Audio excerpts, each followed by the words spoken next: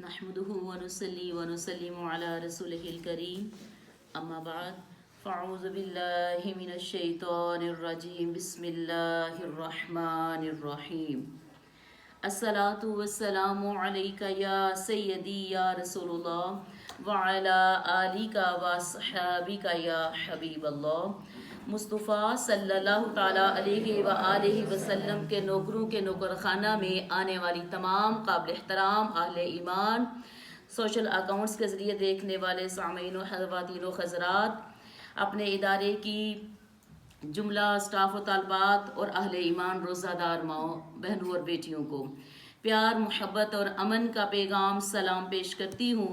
السلام علیکم ورحمۃ اللہ وبرکاتہ۔ وعلیکم السلام ورحمۃ اللہ وبرکاتہ۔ آج رمضان المبارک کے حوالے سے ہمارا الوداعی پروگرام ہے، تو جو آج ہمارا آخری بقیہ فہم القرآن یعنی کہ سیشن نمبر 1 کا جو قرآنی سفر ہے وہ شروع ہو رہا ہے سورہ الاخلاص سے۔ اخلاص کے معنی ہے سچا مخلص ہونا، بالکل مخلص ہو جانا۔ ایمان والیوں، اس کی سورہ اخلاص کی آیات کی تعداد 4 اور باروایت 5، یہ 15 کلمات اور 47 حروف پر مشتمل ہے۔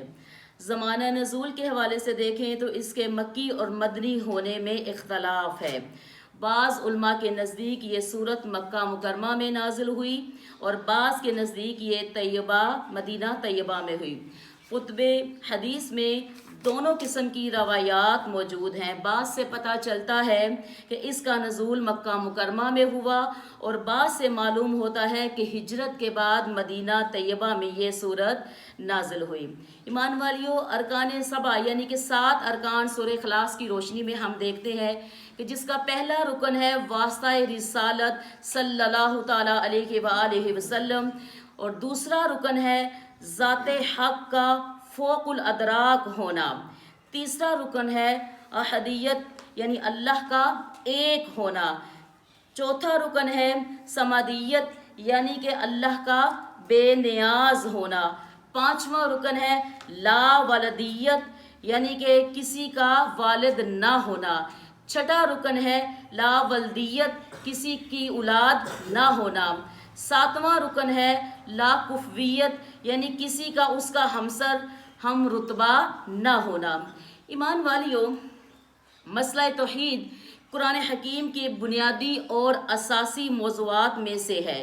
اس مسئلے کو ثابت کرنے کے لیے اگرچہ قرآن حکیم کی متعدد آیات بینات میں دلائل و براہین قطع موجود ہیں، لیکن سورۃ اخلاص میں اللہ رب العزت نے اپنی توحید کا جو جامع تصور عطا فرمایا ہے وہ کسی اور مقام پر نہیں ہے۔ یہی وجہ ہے کہ اس سورہ مبارکہ کو سورہ توحید بھی کہتے ہیں۔ سورہ توحید یعنی اللہ اپنی ذات، اپنی صفات، اپنے کمالات میں سب سے واحد یکتا ہے۔ ایمان والیوں، اس سورت میں توحید کے 7 بنیادی ارکان بیان کیے گئے ہیں جو کہ میں آپ کو بتا چکی ہوں۔ اگر ان ارکان 7 کو ملا لیا جائے تو عقیدہ توحید مکمل ہو جاتا ہے، اور اگر ان میں سے کسی ایک رکن کے خلاف ورزی بھی عقیدتاً ہو جائے تو توحید باقی نہیں رہتی ہے۔ لفظ ہے وحدت۔ ایمان والیوں، وحدت اکائی کو کہتے ہیں۔ اس کا مطلب ہے اللہ کا ایک ہونا، اور اللہ تعالیٰ کی وحدت یعنی کہ وحدت مطلقہ ایبسلوٹ وننس کہلاتی ہے، کہ صرف وہ واحد ہے، جگتا ہے، کوئی اس کا ہمسر نہیں ہے، وہ ایبسلوٹ وننس ہے۔ آگے ہے لفظ وحدانیت۔ لفظ دہرائیے، کیا ہے؟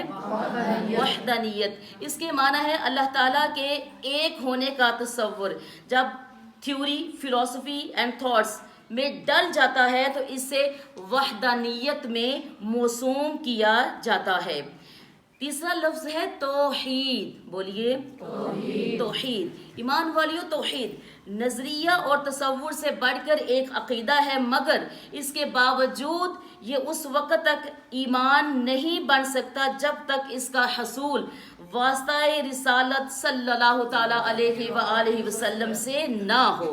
واسطہ رسالت صلی اللہ تعالیٰ علیہ وآلہ وسلم سے اللہ تعالیٰ کو ایک ماننا ہی وہ عقیدہ ہے جو ایمان بنتا ہے، اور ہم سب اسی کو عقیدہ توحید کہتے ہیں۔ ہمارا اگلا قرآنی سفر ہے سورہ فلق اور سورہ ناس۔ فلق کہتے ہیں پھٹ جانے کو، صبح کے تڑکے کو، اور ناس کا معنی ہے لوگ۔ ایمان والیوں، نام پہلی سورت کا نام الفلق جبکہ دوسری کا نام الناس ہے۔ دونوں سورتوں کا نزول بیک وقت ہوا۔ مفہوم، معنی اور مقصد کے اعتبار سے بھی ان میں اس قدر اتصال ہے کہ انہیں الگ الگ کرنا بہت دشوار ہے، اس لیے انہیں معوذتین کے ایک نام سے موسوم کیا گیا ہے۔ ان کے الگ الگ تعارف لکھنے کی بجائے ایک ہی تعارف پر ہم اکتفا کریں گے۔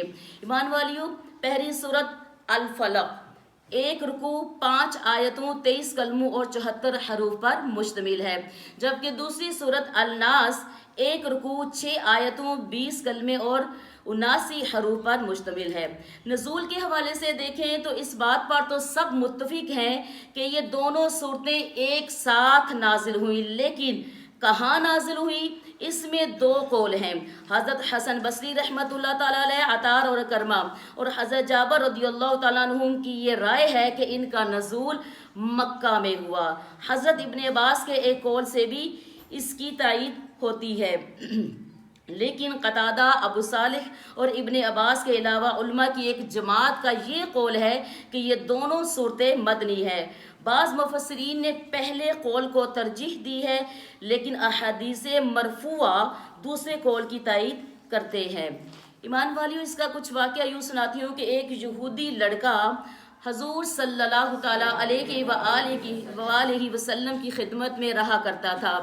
کسی طرح سے ورگلا کر اسے حضور صلی اللہ تعالیٰ علیہ وآلہ وسلم کی کنگھی مبارک کا ایک ٹکڑا اور چند موئے مبارک حاصل کر لیے۔ اس نے اور اس کی بیٹیوں نے، جو اس فن میں اپنے باپ سے بھی 2 قدم آگے تھیں، جادو کیا اور ان چیزوں کو نر کھجور کے خوشے کے غلاف میں رکھ کر بنی زریق کے ایک کنویں کی تہ میں ایک بھاری پتھر کے نیچے دبا دیا۔ اس کنویں کا نام زروان یا زی اروان بتایا جاتا ہے، اور بعض نے اس کا نام بیر عریس بھی لکھا ہے۔ ایمان والیوں، 6 ماہ گزر جانے کے بعد معمولی اثرات نبی صلی اللہ تعالیٰ علیہ وآلہ وسلم پر ظاہر ہونے لگے۔ آخری 40 دن زیادہ تکلیف کے تھے، ان میں بھی جو آخری 3 دن تھے انتہائی تکلیف جو ہے نا وہ تکلیف میں تھے۔ اس جادو سے حضور صلی اللہ تعالیٰ علیہ وآلہ وسلم کو کس قسم کی تکلیف محسوس ہوئی تھی، اس کے بارے میں بھی تصریحات موجود ہے۔ علامہ سیوطی لکھتے ہیں، یعنی حضور کی طبیعت گھٹنے لگی، نقاہت بڑھنے لگی، لیکن بظاہر اس کی کوئی وجہ معلوم نہ ہوتی۔ علامہ علوسی لکھتے ہیں کہ یعنی ایسا کام جو نہ کیا تھا، اس کے بارے میں حضور صلی اللہ تعالیٰ علیہ وآلہ وسلم کو خیال ہوتا کہ کر لیا گیا ہے۔ ایمان والیوں، یاد رکھو، کتب حدیث میں اس جادو کے اثرات کے بارے میں جتنی روایات ملتی ہیں ان کا یہی نچوڑ ہے کہ جسمانی طور پر نقاہت و کمزوری محسوس ہوتی، لیکن ایسی کوئی ضعیف سے ضعیف روایت بھی موجود نہیں ہے جس سے یہ پتہ چلتا ہو کہ فرائض نبوت کی ادائیگی میں کبھی بال برابر بھی فرق آیا ہو۔ کبھی ایسا نہیں ہوا کہ نماز کے ارکان میں تقدیم و تاخیر سرزد ہوئی ہو، یا تلاوت قرآن پاک کے وقت نسیان طاری ہو گیا ہو، یا مملکت اسلامیہ کی توسیع اور استحکام یا اسلام کی تبلیغ میں کوئی معمولی سا رخنہ بھی پیدا ہوا ہو۔ سبحان اللہ۔ بلکہ جب تکلیف نبی صلی اللہ تعالیٰ علیہ وآلہ وسلم کی زیادہ بڑھی تو آپ صلی اللہ تعالیٰ علیہ وآلہ وسلم نے بارگاہ الہی میں دعا کے لیے ہاتھ اٹھائے۔ اسی رات ایمان والیوں، حضور صلی اللہ تعالیٰ علیہ وآلہ وسلم کو رب سے جس بات کے بارے میں دریافت کیا تھا کہ میرے خدا نے مجھے اسی رات آپ صلی اللہ تعالیٰ علیہ وآلہ وسلم کو خواب میں حقیقت سے آگاہ فرما دیا گیا۔ چنانچہ حضور صلی اللہ تعالیٰ علیہ وآلہ وسلم نے ام المومنین حضرت عائشہ صدیقہ کو بتایا کہ اے عائشہ، میں نے اپنے رب سے جس بات کے بارے میں دریافت کیا تھا میرے خدا نے مجھے اس کے متعلق بتا دیا ہے۔ حضرت عائشہ صدیقہ نے عرض کی یا رسول اللہ صلی اللہ تعالیٰ علیہ وآلہ وسلم کیا بتایا گیا ہے؟ ارشاد ہوا رات کو خواب میں 2 آدمی میرے پاس آئے، ایک میرے سرحانے بیٹھ گیا، دوسرا میرے پاؤں کے نزدیک۔ بعض روایات میں ہے ایمان والیوں کہ وہ جبرائیل اور میکائیل تھے، یعنی کہ 2 فرشتے تھے۔ ایک نے دوسرے سے پوچھا انہیں کیا تکلیف ہے؟ دوسرے نے جواب دیا انہیں جادو کیا گیا ہے۔ پوچھا کس نے کیا ہے؟ جواب ملا لبید ابن عاصم نے۔ پوچھا کس چیز میں؟ بتایا کہ کنگھی کے ایک ٹکڑے کو اور چند بالوں کو نر کھجور کے خوشے کے پردے میں رکھ کر۔ پوچھا کہاں رکھا ہے؟ بتایا ذی اروان کے کنویں کی تہہ میں ایک پتھر کے نیچے۔ پوچھا اب کیا کرنا چاہیے؟ تو بتایا اس کنویں کا سارا پانی نکال دیا جائے، پھر اس پتھر کے نیچے سے ان چیزوں کو نکالا جائے۔ ایمان والی حضور علیہ السلام نے فوراً حضرت سیدنا علی، عمار ابن یاسر اور حضرت زبیر رضی اللہ عنہم کو اس مقصد کے لیے اس کنویں کی طرف بھیجا۔ انہوں نے پانی نکال کر اس کنویں کو خشک کر دیا۔ اتنے میں خود رسول اللہ صلی اللہ تعالیٰ علیہ وآلہ وسلم بھی تشریف لے گئے۔ پتھر کو اٹھایا تو اس کے نیچے سے وہ غلاف نکلا، اسے کھولا تو اس کے اندر کنگھی کا ایک ٹکڑا، چند بال جو تانت کے ایک ٹکڑے میں بندھے ہوئے تھے، وہ اس تانت میں 11 گرہیں لگی ہوئی تھی۔ اسی اثناء میں حضرت جبرائیل علیہ السلام حاضر ہوئے اور یہ 2 صورتیں پڑھ کر سنائیں اور عرض کیا کہ آپ ان صورتوں کی ایک ایک آیت پڑھتے جائیے اور ایک ایک گرہ کھولتے جائیے، وہ ایک ایک سوئی نکالتے جائیے۔ چنانچہ دونوں صورتوں کی 11 آیتیں پڑھی گئی، ان کی تلاوت سے 11 گرہیں کھلی اور ساری سوئیاں نکل گئی۔ اس طرح ایمان والی حضور صلی اللہ تعالیٰ علیہ وآلہ وسلم کی طبیعت حشاش بشاش ہوگی اور جادو کا سارا اثر زائل ہو گیا۔ صحابہ نے عرض کیا یا رسول اللہ صلی اللہ تعالیٰ علیہ وآلہ وسلم اجازت ہو تو اس خبیث کا سر قلم کر دیا جائے؟ تو حضور صلی اللہ تعالیٰ علیہ وآلہ وسلم نے ارشاد فرمایا مجھے تو اللہ تعالیٰ نے شفا دی ہے، مجھے تو اللہ تعالیٰ نے شفا بخش دی ہے، میں اپنے لیے لوگوں میں فتنے کی آگ بھڑکانا نہیں چاہتا۔ سبحان اللہ، ہمارے آقا کی شان کیا ہے کہ اپنی ذات کے لیے اپنے جان کے دشمنوں کو بھی کبھی انتقام نہیں لیا۔ تعویذات کے حوالے سے ایک اہم شرعی مسئلہ میں آپ کے سامنے رکھ دیتی ہوں کہ یاد رہے کہ ناجائز کاموں کے لیے تعویذ گنڈے ناجائز اور حرام ہے، ناجائز اور حرام ہے، جبکہ جائز مقصد کے لیے گنڈے بنانا اور ان پر گرہ لگانا، قرآن مجید کی آیات یا اللہ تعالیٰ کے اسماء پڑھ کر دم کرنا، یہ سب جائز ہے۔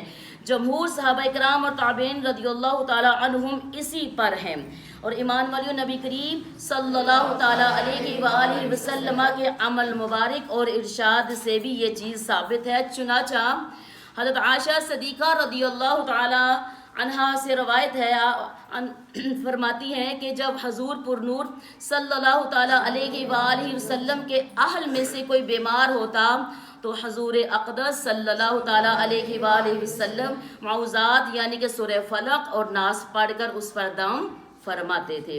اور آگے دیکھتے ہیں حضرت عبید بن رفاعہ رضی اللہ تعالیٰ عنہ سے روایت ہے کہ حضرت اسماء بنت عماس رضی اللہ تعالیٰ عنہ نے رسول کریم صلی اللہ تعالیٰ علیہ وآلہ وسلم سے عرض کیا یا رسول اللہ صلی اللہ تعالیٰ علیہ وآلہ وسلم حضرت جعفر رضی اللہ تعالیٰ عنہ کے بیٹوں کو بہت جلد نظر لگ جاتی ہے، تو کیا میں کچھ پڑھ کر ان پر دم کر دیا کروں؟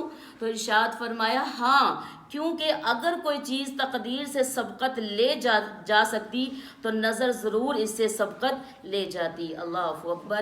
اللہ تعالیٰ ہم سب کو ناس جنات ہر قسم کی مخلوق کے شر سے محفوظ فرمائے، اور خدا نہ خواستہ کبھی مشکل پڑے تو ہمیں بجائے عام عملوں کے ذریعے جا کر اپنا وقت اور پیسہ برباد کرنے کی بجائے اور بعض جگہوں پر تو اپنی عفت و عصمت بھی برباد کرنے کی بجائے اللہ تعالی ہمیں قرآن پاک سے استفادہ اور با عمل لوگوں کے پاس میں با اسلام با حیا اور با کردار لوگوں کے پاس جانے کی توفیق عطا فرمائے۔ یہ تھا ہمارا آج کا قرآنی سفر جو کہ ہم نے پہلے رمضان المبارک سے الحمد سے شروع کیا، اور آج ہمارا والناس تک یہ قرآنی سفر الحمدللہ اختتام پذیر ہوا۔ میں امید کرتی ہوں کہ ان معلومات کو روزانہ کی صورت میں سننے والوں کے علم میں بے تحاشا علم کا اضافہ ہوا ہوگا، اور یہ معلومات نہ صرف ان کی دنیا بلکہ آخرت کو بھی سنوارنے کا ذریعہ بنے گی۔ اتنی دعا کرتی ہوں کہ یا پاک پروردگار، یہ تیری کتاب کا علم دیتے ہوئے اگر ذرا برابر بھی کوئی زبر زیر پیش کسی حوالے سے کوئی غلطی ہو گئی ہو، اے رب رحیم مجھے معاف فرمانا۔ اور میرا مقصد صرف یہ تھا کہ میں جتنا ہو سکوں قرآن پاک کو عام کروں، اور اللہ تعالیٰ اور یقیناً اس کی جزا میرے رب کے علاوہ کوئی مجھے نہیں دے سکتا۔ اللہ سبحانہ و تعالیٰ میری اس چھوٹی سی کوشش کو اپنی بارگاہ میں قبول فرمائے۔ والسلام، خوش رہیے، دعاؤں میں یاد رکھیے گا۔ فی امان اللہ۔